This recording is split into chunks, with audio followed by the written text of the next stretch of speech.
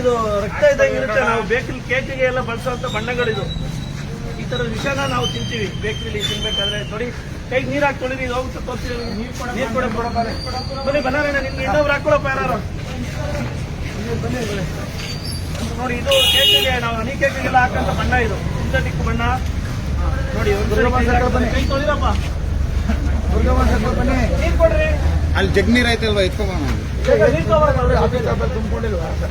ನೋಡಿ ಬೇಕಲ್ಲಿ ಈ ತರ ಸಿಂಥೆಟಿಕ್ ಕಲರ್ಸ್ ಎಲ್ಲ ಬಳಸ್ತೀವಿ. ದಯಮಾಡಿ 10 ಸರಿ ನೀರ್ ಹಾಕಿ ತೊಳೆದ್ರು ಒಂದು ಚೂರು ಕೈಲಿ ಹೋಗಲ್ಲ ಅದು.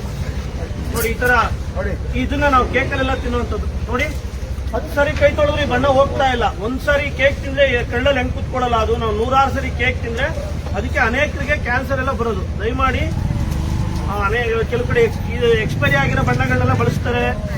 ನೋಡಿ ಇದು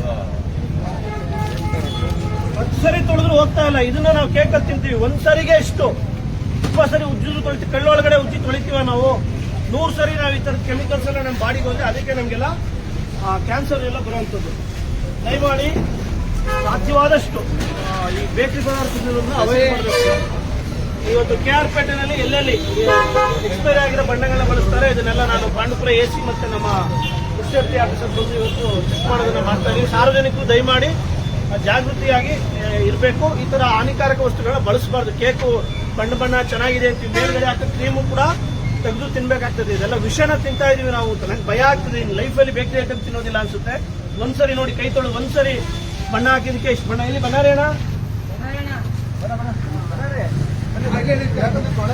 ನೋಡಿ ಅವರು 20 ಸರಿ ತೊಳಿತಾರೆ. 20 ಸರಿ ತೊಳೆದು ಹೋಗ್ತಾ ಇಲ್ಲ. ಅವರು ಸೋಪ್ ಹಾಕಿ ಹೋಗಿಲ್ಲ ಸರ್, ಸೋಪ್ ಹಾಕಿ ಹೋಗಿಲ್ಲ. ಸರಿ ಎಕ್ಸ್ಪೈರಿ ಇರೋದೆಲ್ಲ